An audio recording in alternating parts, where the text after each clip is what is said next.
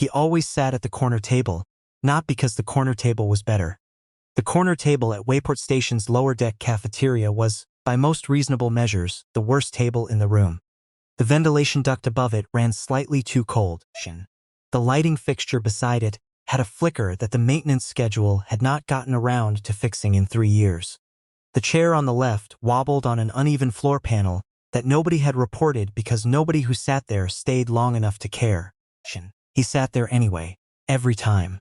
For 11 years his name was Orrin Vale. He was a long-haul cargo pilot, independent operator, the kind of person that transit stations saw regularly, and remembered not at all someone who arrived, resupplied, rested, and left, leaving nothing behind except a transaction record and a table that was empty again by morning. He had been doing this for 11 years. 47 ports across the coalition's outer and mid-reach network, the corner table at each one. Always alone, never by accident. He had not started his career intending to be a long-haul pilot. He had started as a short-route courier, inner reach, the kind of work that put you back in the same port every few days, and built familiarity into the schedule. He had done it for 2 years and been competent at it, and found that competent was not enough, not because he needed to excel, but because competent at the wrong things still felt wrong. The short routes had too many ports he knew too well.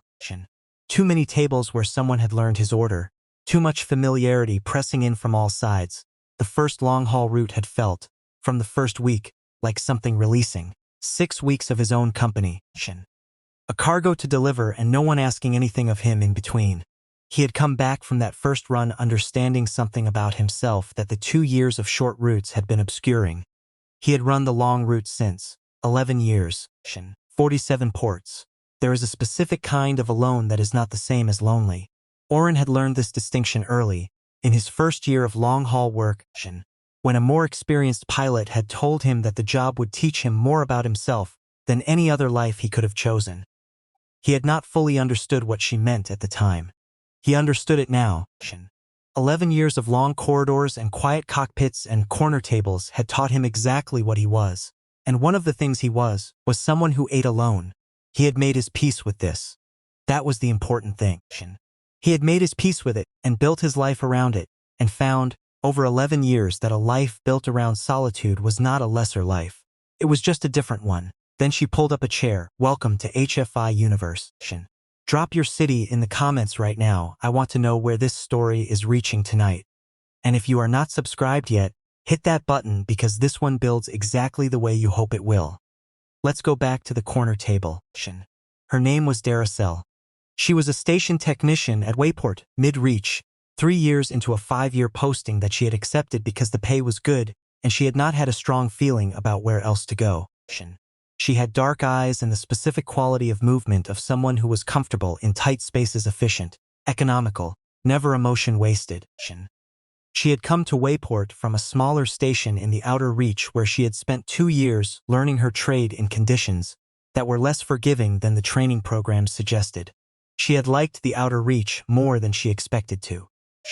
She had left it because the opportunity at Wayport was better, and because staying anywhere too long had, in her experience, a cost that was difficult to articulate but real. She was aware of the irony of this, given that she was now 3 years into a 5-year contract and counting. She had noticed him on a Tuesday, not because he was remarkable, because she had been eating at the table nearest to the ventilation duct when the duct made a sound that it should not have been making, and she had looked up to assess it, and in looking up she had seen him at the corner table, eating alone, and something about the specific quality of his aloneness had made her pause before going back to her meal. She could not have explained what she noticed. It was not sadness, he did not look sad. It was not discomfort, he looked entirely at ease. It was something more like completeness, like a person who had arranged their life into a shape that fit them, and was living quietly inside that shape, and was not expecting anything to change. She found herself thinking about it afterward. Not obsessively, just in the low background way that certain things stay with you when you have not decided what to do with them. She saw him again on Thursday. Same table. Same quality of aloneness. On Friday, she made a decision that she would later describe, to the only person she told about it, as the least dramatic decision that had the most consequences of any she had ever made. She picked up her tray, walked to the corner table, and pulled up a chair. He looked at her when she sat down, not alarmed, more the expression of someone who had not expected a variable and was recalibrating. The other tables are full, she said, which was not true, and which they both knew was not true. There were at least 6 empty tables visible from where they sat. He looked at the empty tables, then at her. Then, with the specific acceptance of someone who had decided to let a thing be what it was, he went back to his meal. They ate in silence for several minutes. It was not an uncomfortable silence. That was the thing she noticed first, that sitting in silence with this person did not feel like a silence that needed to be filled. It felt like a silence that had been there before she arrived and was large enough for both of them. Long haul, she said eventually. Not a question. She had seen the cargo pilot designation on his station entry log when she was doing a routine access review that morning. Yes, he said. Which route? Outer reach loop. SR7 to Veth station to here, then back. How long is the loop? About 6 weeks end to end, he said. Depending on cargo, she nodded. 6 weeks alone on a ship, then a stop, then 6 weeks again.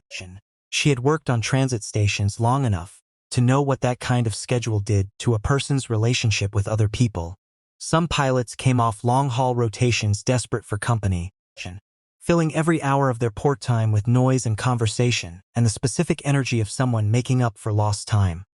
Others came off quiet, calibrated to their own company, needing the port stop to be as similar to the ship as possible before they could manage the transition back. She had correctly identified which kind he was on Tuesday from across the room, without ever speaking to him. 6 weeks is a long time, she said. You get used to it, he said. Then after a moment, you prefer it eventually. She looked at him. Do you? He considered the question with more care than it usually got. Yes, he said. I think I do. She came back the next Tuesday. Not because she had planned to. She had simply arrived at the cafeteria, looked around for a place to sit, and found that the corner table was the one that made sense. She told herself this was about the ventilation duct, which she had repaired on Wednesday, and wanted to verify was running correctly. The ventilation duct was running correctly. She sat down anyway. They ate in silence again, for longer this time before either of them spoke. She had brought a technical manual she was working through, and she read while she ate, and at some point she became aware that he was watching her, read with the expression of someone who found the sight of another person doing something ordinary quietly pleasant. She looked up. He looked back at his meal.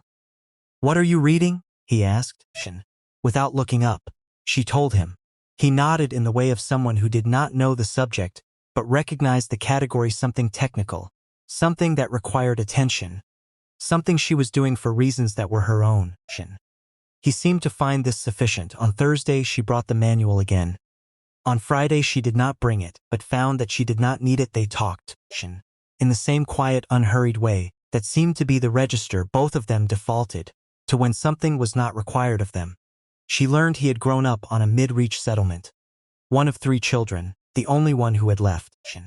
He had not left because things were bad at home. He said this carefully, in the way of someone making sure a thing is understood correctly, but because he had felt, from a young age, that he was built for a kind of life that required movement.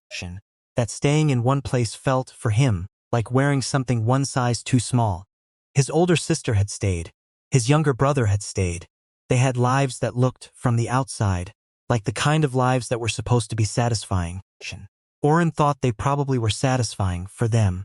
He had needed something different. He had spent 11 years finding it. She told him in the 3rd week about her own posting. 5 years on Wayport, mid-contract. She had not planned to stay this long. She had come for the pay and the experience, and because she had not had a strong feeling about where else to be. She was good at her work. The station was functional. She had built a life here that was adequate in all the important ways. She said the word adequate, and then looked at it sitting there between them, and decided not to take it back. Oren looked at her when she said it, and then looked at his meal, and did not offer a reassurance because she had not asked for one. She had liked him more after that. In the 4th week she asked about the corner table. He was quiet for a moment. When you move through a lot of places, he said, you learn to find the same thing in all of them. Something consistent. The corner table is consistent. It is always in the corner. The view is always outward. Nobody sits behind you. She thought about this. You have been doing this for 11 years, she said. Yes, the corner table at every port. Yes.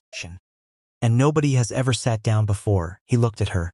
Something shifted in his expression, not discomfort, not the equivalent of a door closing. More like the expression of someone who had been asked a question that was more accurate than they had expected. No, he said. Nobody sat down before. She nodded, went back to her meal. The 5th week she found out he was leaving. Not because he told her directly. She saw the departure log during her morning access review. Cargo pilot, SR-7 registry, scheduled departure in 4 days. The outer reach loop, 6 weeks. She sat with this information for most of the morning. Then she went to the cafeteria at lunch. He was at the corner table. She pulled up the chair. They ate for a while without talking. This was normal now. The silence at the beginning had shortened over 5 weeks until it was barely a pause at all. Just the time it took, she said. Yes, he said. Cargo pickup on SR-7. Then the loop, 6 weeks. Give or take. She looked at her meal. Will you come back through Wayport? The loop ends here, he said. So yes, about 6 weeks from now. She nodded. She was not sure what she had expected the answer to be, or what she would have done with a different answer. She was aware that she was feeling something she had not budgeted for when she pulled up a chair on a Friday 5 weeks ago, because the corner table was nearest to the ventilation duct she was checking. I will be here, she said, in 6 weeks. He looked at her. I know, he said. I checked the posting schedule. She looked at him for a moment. He had checked the posting schedule. He had looked up whether she would be at Wayport when his loop brought him back. He had not mentioned this. He had simply known and carried it, and continued eating his meals at the corner table. You checked the posting schedule, she said. Yes, he said. There was nothing in his expression that looked like apology. There was something that looked very quietly, like the thing she had seen on the first Tuesday completeness. Like a shape that had been adjusted slightly and now fit better. She went back to her meal. The day before he left, he came to the cafeteria at a different time than usual. Not lunch. Late afternoon, when the room was nearly empty and the light came through the far window, at the angle that turned everything briefly warm. She was there. She had not planned to be. She had come down for something else and found herself staying when she saw the corner table was available and the light was doing what it did at this hour. He came in 20 minutes later. He stopped when he saw her. Then he crossed to the corner table and sat down. She did not pull up the chair. She was already there. He sat in the chair across from her, the one that did not wobble, and they sat in the late afternoon light without saying anything for a while. You are leaving tomorrow, she said. Yes, he said. Early dock. 600. She nodded. Outside the window, Wayport continued its business. The loop will take 6 weeks, she said. About 6 weeks, he said, depending on the cargo situation on SR-7. She looked at her hands on the table, then at the light on the wall, then at him. I have been sitting at this table for 5 weeks, she said. Yes, it is still the worst table in the cafeteria. Yes, he said. Something moved in his expression. The closest thing to a smile she had seen from him, which was not quite a smile but was something in the same neighborhood, warmer than his usual register. I have not been able to sit anywhere else, she said, since the first week. I know, he said. I looked for you at the other tables a few times. You were always here. She had not known he had been looking. She sat with that for a moment. I have been alone in a lot of places, he said. Eventually, he was not looking at her. He was looking at the table, or at the middle distance, or at something she could not see. 47 ports, she said. Yes. He was quiet for a moment. I was not expecting this to change. She looked at him. Did you want it to change?